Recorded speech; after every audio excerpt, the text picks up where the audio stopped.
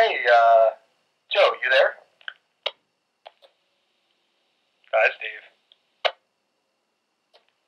So I just wanted to check in. Are we doing, radio stuff today?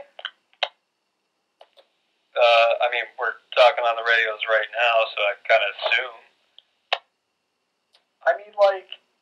We're doing a video, right? Yeah, sure, why not? Alright, let's get this thing started. Hey guys, welcome to The.Gear.Locker. This is a video I've been waiting to do for quite a while now, but I realized that I have little to no knowledge on how radio things work. So I wanted to bring along my good friend, Joe from Gun Gamers, to join us in this video and impart some of his eternal wisdom upon you in the world of communication. So in this video, we're going to be talking about some of the different radio styles that we have used and have experience with in Airsoft and Milsim settings. But to start with some of the cheapest options, let's go with one of the radio names you guys probably all know, and that's Baofeng. Baofeng has been making radios for quite a while now, and they're some of the most reputable, maybe not reputable, but some of the most commonly known entry-level radios on the market. And you'll see a lot of airsofters use this radio in particular, the Baofeng UV5R. Mine may look a little bit longer, and that's because I have an extended battery attachment to it, but the Baofeng is a very simplistic one-channel radio that runs roughly $20 to $35 depending on where you get it and what accessories you get it with. The good news is, because this is such an entry-level radio that a lot of people have used, there's a ton of accessories for it. So I already have an additional battery extension. There's many different antennas. It uses the Kenwood push-to-talk kind of the pin system that you got on there. There's a whole slew of accessories that you can use that'll still keep you under $50 for a simple basic communication setup. So is there anything that you wanted to add about the Baofeng UV5R?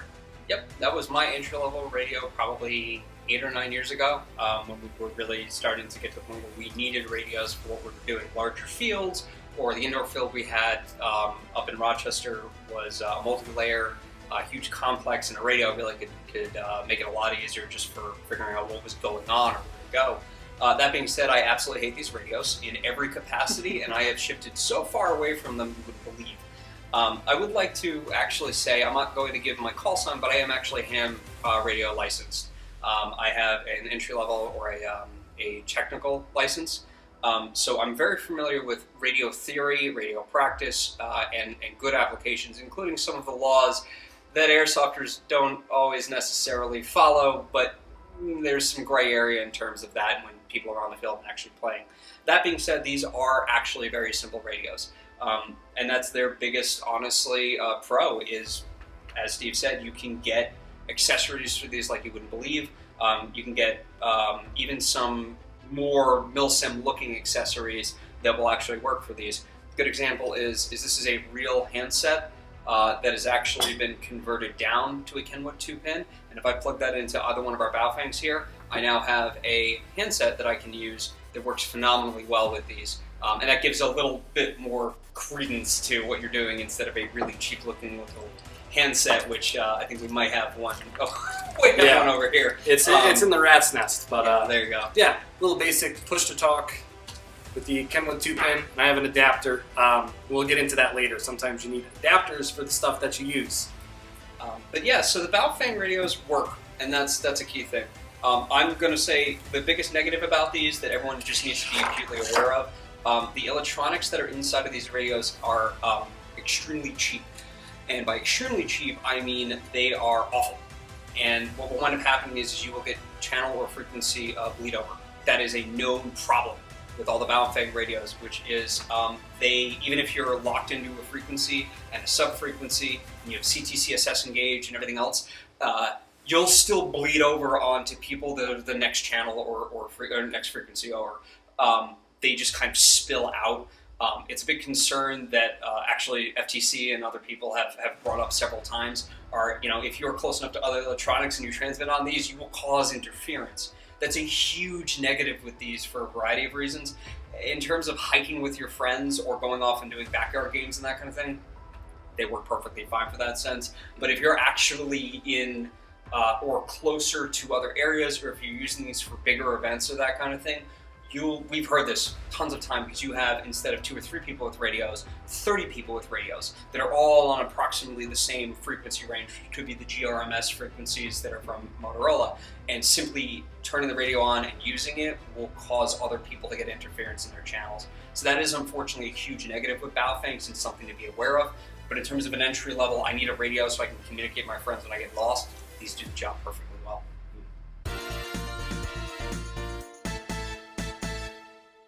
So what are frequencies, channels, sub-frequencies, CTCSS, what are all these things? Step frequency, you may have heard a lot of these words said, but you don't know what they mean.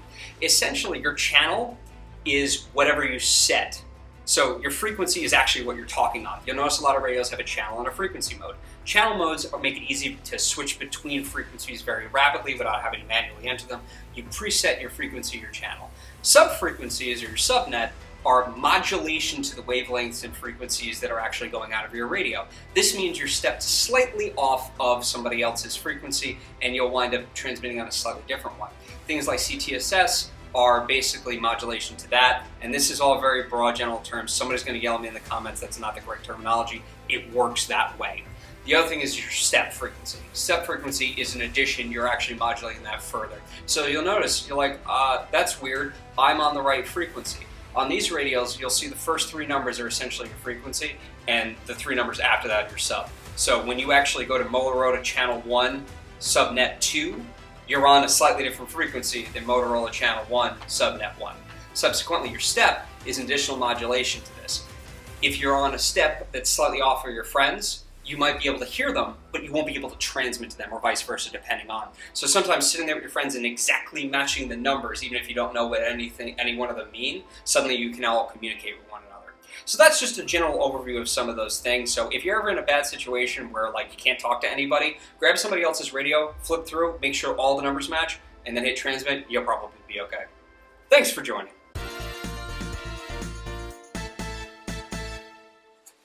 So now that we've taken a look at one of the most basic airsoft Baofengs you can use, let's check out another option from the same company. So what we have here is a UV82-HP, or high power. These are the slightly higher power and dual channel capable radios that Baofeng offers. When you see Baofeng too, this is like the standard company. There's a few other companies like Wuxao and a few other things. It's essentially the same thing, just slightly different manufacturers. But why would you pick this radio over another radio? Well, for example, the high power version, this gets up to, depending on the battery that you use, 7 or 8 watts as an output. Now, I could go into a ton of math, science, and other things. When somebody tells you power doesn't matter, that's not quite true. When someone tells you that your antenna length doesn't matter, that's not quite true. When someone tells you, there's a variety of things that go into allowing you to reach, and that may very well be line of sight. But when you have a slightly higher power radio, you are pushing your signal a little bit further, to summarize it. Just because that can only do 5 watts and this can do 8 watts does not mean this won't reach and this will, or vice versa, or they both won't. Like, it really depends. But having slightly higher power output may make the difference between you being able to actually reach somebody.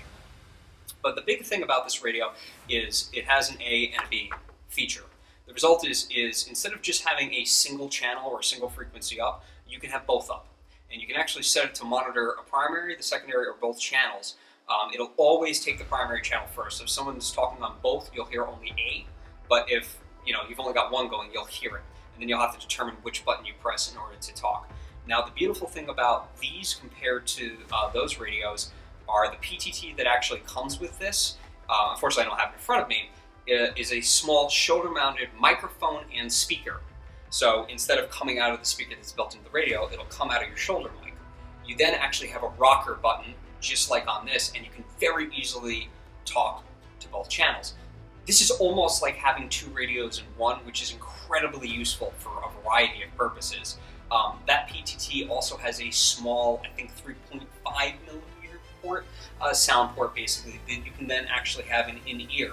So you can now have it completely quiet, you can only hear it, and then you can now talk in and have the A and the B frequencies. That's really huge. That's a major game player. Once I got this became my primary radio for most of Airsoft. Plus it shares some accessories with the other radios as well. So ultimately this was a great purchase for me. This will run you a little bit more money, however. Just be aware of it when you go to shop. So Baofengs being one of the most popular ones out there, they're not really seen in a ton of those high-speed military units for impressions and really cool loadouts with stuff that we like to do with KEG and KBB. So the next level up, I would say, is not the next level up for an airsofter, but more for someone who does the real serious Milsim, Milsim West, or impression kits. And those are things like the TRI or the TCA. These two radios are similar in function, but the bodies are a little bit different, and truthfully, that's the main difference you'll look at. This one is a PRC 148 style, whereas this is a PRC 152. And each have their own applications. Different units have used them, and for various reasons. The beauty of having a real style radio like this is that accessories are real. I have a real Tolly's battery right here. I can use real Peltor push-to-talks in the 6-pin configuration, and that opens up a world of different options for you, and really high-quality options for you to use as well. So for both the 148 and 152, a lot of the functionality is pretty much the same. It does give you a lot more than your standard Baofeng, for example, but it's somewhere closer to the 82. So, for example, both of these actually have an A and B channel. Again, you can set it those way. Oversized controls for certain things. You'll find that between, for example, TRI and TCA, there's one major difference that might push you one way or the other, which is the ability to program. So for both the 148 and 152 TCAs, you can actually get a cable that connects to the 6-pin and goes to USB, and software is provided. I'll bet the software is limited in its nature. You can actually set entire channel banks up to, I think it's like 128 channels of different frequencies. Your subnet, your steps, CTCSS, whatever you're doing, you can do right through that frequency. Or right through that software, excuse me. With the TRIs, unfortunately, that's not a thing. You actually have to sit there and manually program in everything. It takes a significant amount of time. Now, if you're just using your radios as part of an impression kit and going to local fields and that kind of thing, you can pretty much set them up to work off of the GRMS frequency. So everything off of Motorola, essentially. You can do one-to-one. Those lists are available publicly. You can just look and you can set channel 1 to be whatever the first frequency is, and go right down until you hit all 26 or whatever are there. When you start getting into Milsim, what you'll notice is before every game, you'll often use similar frequencies, but your channel names actually become critical. Electronic warfare at Milsim is 100% a thing, and if you don't have channel names set, if someone downs you and is able to get to you, they can pull out your radio and they can start flipping through your frequencies and see what you're using.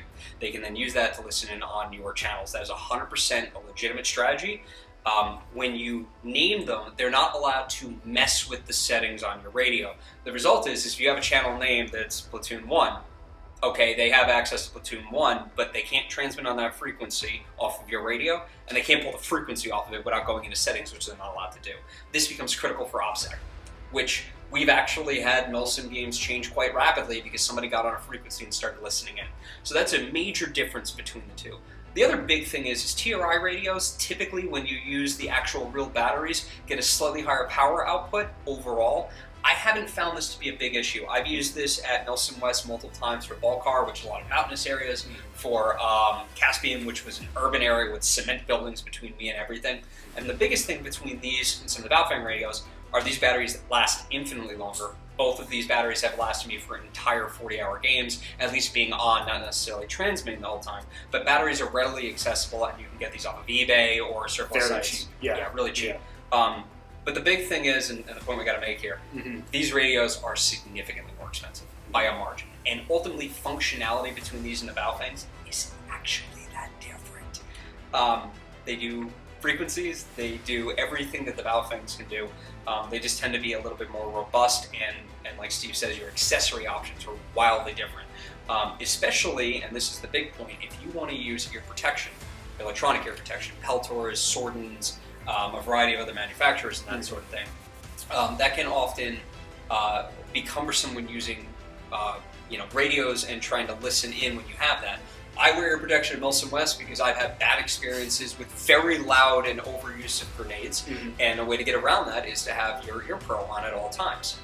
If you have a push-to-talk that then goes to that ear protection, you're doing essentially a double. You're getting your in-ear that you can hear, and you're getting your ear protection at the same time. Baofengs, often you don't have real accessories available, and there is a distinct difference between the sound quality of real Peltors compared to a knockoff like Z-Tac or some of the other ones. So investing, this is a huge investment, but ultimately if you're doing a lot of bigger end things, if you're using your radios all the time, these may be a great option for you, even though they're so much more expensive up front, because you get access to so many more accessories. You have access to software. Now yes, Baofengs have Chirp, and Chirp does the exact same thing, so that is available to you, but just as an all-encompassing package, these wind up giving more functionality. And let's get real, they feel great, they look great. When you have one of these, or when you have a Whippy Boy antenna sticking out, there's a picture of me somewhere out there, right, where you undo this and it flaps out 6 feet in the air and you become a big target for anybody, sniping or with a DMR. It is a different experience in terms of using these, and it adds a little credence to your kit, There's a difference between pulling out a 148 or 152 or pulling the Baofeng out of your pouch, right? Mm-hmm. So as I mentioned, Peltor allows for a lot of the push-to-talk options to be used with the 148, 152s, any of those high-end replica radios like that. And while these are somewhat more expensive nowadays, you can still find these almost anywhere, and they are extremely robust. They fit for a numerous amount of impressions, and they work with any 6-pin radio set. And 5-pin too. 5-pin or 6-pin, just as a moment to cut in here. 5-pin or 6-pin, the 6th pin is used for certain accessories and other things that we would never have access to. But if you see a 5-pin or a 6-pin, I have both, and they will work with the radios that we have. Just be aware of that. If you get a 5-pin and you have a 6-pin on your radio, don't worry about it. For example, the handset that I have right here is 5-pin. I plug this into this radio and it works perfectly fine. So don't get scared if you happen to get kind of a mishmash of that. That 6-pin is used for some stuff that I'm not even 100% sure on myself, but I know people do. Mm-hmm. So all that being said, while you do have a plethora of options, there are things that you need to be careful for. We've been talking about real Peltor accessories and real Comtac headsets, Sordins, things that have proper military-style equipment and attachment points. However, especially because a lot of you people out there are airsofters, there tends to be some kind of conflict in the type of equipment that is used and what is compatible. So I think I'm gonna pass this one over to you, Joe, because there's some compatibility issues that we should talk about. So one of the biggest things, and I found this out the hard way early on when I was getting into comm systems in general, real headsets have what's called a dynamic microphone in them. To summarize this basically, the actual microphone is powered inside of the headset itself. This pulls power from the radio and basically acts as an amplifier. You may see these as either powered or amplified or a variety of different terminology. Essentially, the real headsets, these are all built into the microphones, and they will work with real PTTs, which is great. Z-Tac, I forget the Wadston, yeah, those. TacSky. TacSky, yeah. So some of the TacSky's older variants do not have this amplified microphone inside. And what will wind up happening is, and I found this out, you will plug them into your real accessories, or you'll plug them into certain radios, and you will not be able to transmit. You'll be able to hear, but you can't transmit. It sounds incredibly muffled, very quiet, and no matter what you do on the receiving end or on your radio settings, you can't get them to work. That's because of that microphone. Now, this has changed a lot over time. The nice thing is PX Airsoft is, and I'm going to plug them right now because I can, they have a tremendous selection of PTTs, accessories, headsets, all sorts of things. And they were the ones that I kind of went to for the majority of my things because they're very clear. When you order a headset, when you order a PTT, you may see a drop-down menu. And it'll be different, it'll say real headset or replica headset. If it's a real headset, you need that real one, and they're usually only a couple of bucks more. Mm-hmm. But the electronics inside are slightly different, and they're meant to accommodate to send power to the headset. Let's go with Z-Tac as the basic one. They don't have that, so you can buy a PTT that will work with those. Not every accessory is going to be available for real radios, even outside of our replicas. When you start getting into Motorola, Kenwood, Allowance, and all these higher end radios and that kind of thing, they may not actually work with the Z-Tac headsets. That's just not going to be a thing. SkyTac and a few other ones have started to replicate these dynamic microphones, and now you'll start seeing them work with real accessories. But that's a big point that a lot of people don't realize is you might buy a cheap set of contacts which look great, but they literally will not work with a lot of this stuff. These radios actually have a setting to adjust between what type of microphone you have, and you might be able to get some of the Replica headsets to work with these depending on the brand, and frankly depending on the quality of the electronics. Older headsets may not work at all. I don't know how the newer ones are, but they might be better. But be super aware of that before you commit. You'll find headsets on eBay all the time, sometimes on surplus. I mean, you can really work with some of the higher end replicas that really will work pretty well. But if you can get your hands on a real headset, the reason why we always encourage that is the sound quality of them. Not only the electronic dampening, so it'll sound staticky as you turn them up or turn them down just because there's natural noise in those quality of headsets. The real ones sound very clear, both for incoming communications, but even for your sound dampening around you.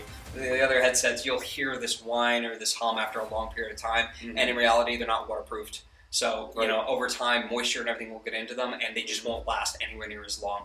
Plus, when you buy a real headset, you wind up having the quality usually of a warranty or at least parts availability for fixes. So this is one of those areas of the hobby that nobody talks about, that the more money you spend up front on this and the higher quality of the parts that you get, not only will last longer, it'll just sound better overall, like night and day in terms of the quality of that. So that's something to be aware of when you're starting to search for accessories. So while we did go over a bit of an overview of some of the entry-level and some of the more higher-end radio systems that you can use, there are a plethora of other options in the in-between, some even more expensive than the ones we've talked about. What I would highly encourage you to do is, while this video can be a baseline, is to do a little bit of research and communicate with people in your area.